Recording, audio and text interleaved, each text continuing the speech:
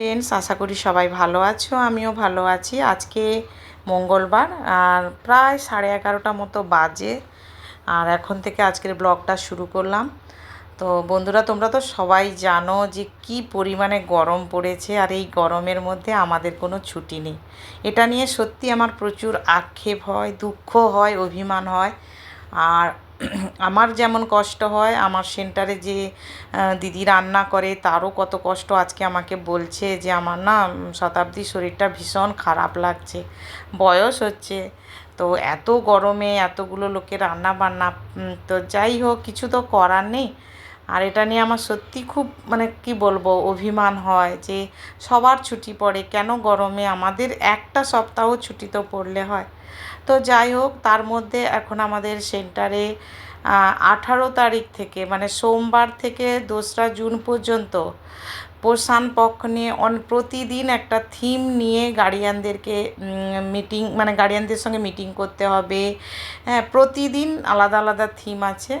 তো যাই হোক, আজকের থিম ছিল হচ্ছে এই মোবাইল, ল্যাপটপ আর ট্যাব এইগুলো দেখার ফলে বাচ্চাদের কি ক্ষতি হতে পারে।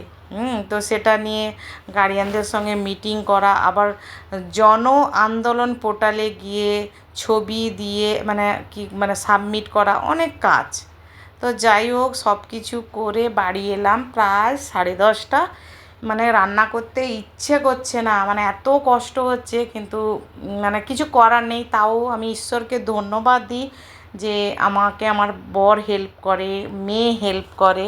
হয়তো আমার অনেক দিদিরা রয়েছে, তাদের এইটুকু হেল্প হয়তো তারা পায় না। তো যাই হোক, প্রত্যেকের জীবনের ধরন আমাদের প্রতিদিনের যে জীবনের ধারাবাহিকতা প্রত্যেকেরই আলাদা আলাদা হয়। তো কিচ্ছু করার নেই, রান্না বান্না তো করতেই হবে। প্রথম থেকেই বলছিলাম যে আজকে বিশেষ কিছু রান্না করব না। তারপরে দেখছি আমার বরের না রোজ দিন বাজারে যেতে ভালো লাগে। ওকে যদি রোজ দিন বলা হয় বাজার করতে, রোজ দিনই বাজার করবে। কালকে সোমবার গেছে, আমাদের এখানে বাজার ছিল মিলনে, অল্প স্বল্প যা প্রয়োজন ছিল বাজার করেছে। আবার আজকে আমাকে বলছে যে আমি একটু বাজার থেকে ঘুরে আসি। তো যাই হোক, বাজারে গিয়ে দেখছি কী নিয়ে এসছে, তালশাঁসটা কিন্তু আমাদের বাড়িতে আজকে প্রথম এলো। আর চিংড়ি মাছ নিয়ে এসছে, আর চিংড়ি মাছ মেয়ে তো খেতেই চায় না। তো যাই হোক, নিয়ে এসছে ওর পছন্দ। আর নিয়ে এসছে আম। আর প্রচুর সবজি রয়েছে, প্রচুর সবজি রয়েছে, কিন্তু রান্না করতে ইচ্ছা করছে না। আমি তোমাদেরকে ফ্রিজ খুলে দেখালাম যে কত পরিমাণ সবজি রয়েছে।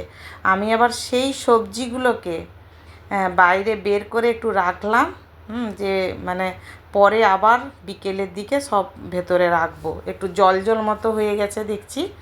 তো যাই হোক, রান্না করব চিংড়ি মাছের এই একটু কষা কষা মতো করব। ডাল আছে, আলু ভাতে দেবো, আম কেটে নেব। এটাই হচ্ছে আজকে লাঞ্চের মেনু। তো তোমাদের সঙ্গে তো অনেকটাই গল্প করে ফেললাম। তার পরে এটাও বলি যে আমি তোমাদের সঙ্গে দুদিন কোনো ভিডিও শেয়ার করতে পারিনি, শর্ট ভিডিও, লং ভিডিও কোনো কিছুই শেয়ার করতে পারিনি। তার কারণ হচ্ছে আমার ভাইয়ের বউ, মা, বাবা সবাই এসে ওরা ছিল।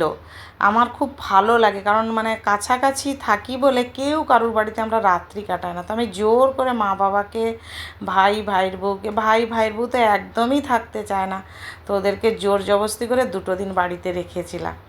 তো ভাইয়ের শরীরটা একটুখানি খারাপ ছিল। তো আমি বললাম থাক না, তুই সব সময় বাড়িতে থাকিস, 1-2 দিনের জন্য আমাদের বাড়িতে থাক, ভালো লাগবে। তো খুব হই হুল্লোড় করেও কাটিয়েছি। ভাইয়ের বউ রান্নাবান্না করেছে একদিন, কালকে রান্নাবান্না সে করেছে। আমি কালকে একটু স্বস্তি পেয়েছি, আমাকে রান্না করতে হয়নি, অন্যান্য কাজগুলো করতে হয়েছে।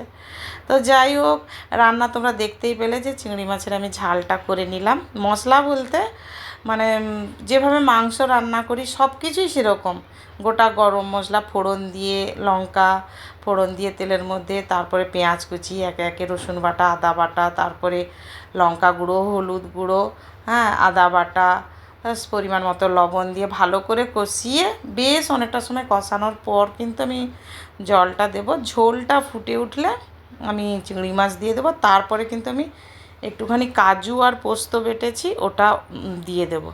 তারপর ঝোলটা একটু মাখা মাখা হয়ে এলে নামিয়ে নেব, কারণ ডালটা মেয়ে ঠিক খাবে না, তাই একটু বড় সাইজের চিংড়ি মাছ বলছে খাবো। হ্যাঁ, আমাদের বাড়িতে আমাদের 3জনেরই অ্যালার্জি আছে।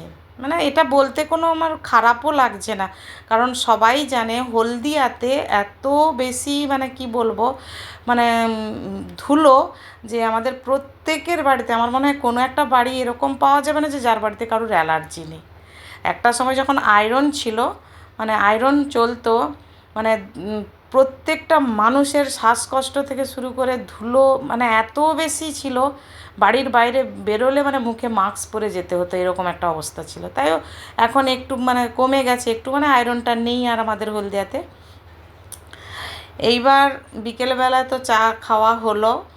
চা খাওয়া বলতে তারপরে আমি তো তোমাদের সবসময় বলি যে আমি সব কিছুর পরেই স্নান করি, কারণ বাবা মেয়ে ওরা রেস্ট নেবে, খাওয়া দাওয়া হয়ে গেছে আমাদের, কিন্তু আমার তারপরেও ঘন্টা দেড়েক কাজ থাকে বাইরে, কাজকর্ম করে তারপরে মেয়ের ফেস্ট আছে, তাই কলেজে ও যাবে। ও বলছে মা আমি 8টার সময় চলে আসবো, বাবা দিয়ে আসবে, বাবা নিয়ে আসবে।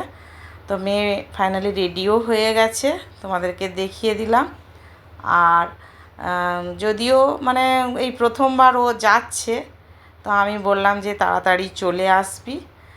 আর এই রকম মানে বেশি দূরে নয় কলেজ আমাদের বাড়ি থেকে, HIT মিনিট 15 হয়তো লাগবে বাইকে। আর মানে আমার বাড়ি থেকে যাতায়াতের সেরকম একটা সুব্যবস্থা নেই, এটাই হচ্ছে সমস্যা। আমার বাড়িটি এমন একটি জায়গায় বন্ধুরা, মানে যাতায়াতের একটা সমস্যা রয়েছে। তো যাই হোক, এই জন্য ওর বাবা ওকে দিয়ে আসে মার কাছে। মা বাবা এসছে কালকে বিকেলে, আর তোমাদের সঙ্গে দুদিন কোনো ভিডিও শেয়ার করতে পারিনি এই কারণেই যে ভাইয়ের বউ আর মিষ্টি সব এখানে ওরা ছিল, আর একটু অসুস্থ ছিল ভাই, তাই জন্য আর দুদিনই তোমাদের সঙ্গে কোনো ভিডিও শেয়ার করতে পারিনি। দুদিন খুব ব্যস্ত ছিলাম। যাই হোক, আমার ভিডিওগুলো তোমরা দেখছো, আমি অনেক কষ্ট করে ভিডিও বানাচ্ছি, কারণ আমি একাই, অনেকবার তোমাদের বলেছি যে আমি একা হাতে ভিডিও করি, মানে এক হাতে ভিডিও করি, এক হাতে রান্নাবান্না করি, সমস্ত কাজকর্ম করি। আমার ভিডিওগুলো যদি তোমাদের ভালো লাগে অবশ্যই একটা লাইক কমেন্ট শেয়ার করো, আর যারা এখনও চ্যানেলটা সাবস্ক্রাইব করোনি প্লিজ সাবস্ক্রাইব করে আমার পাশে থেকো। সবাই খুব ভালো থেকো। পরের ভিডিওতে তোমাদের সঙ্গে দেখা হচ্ছে।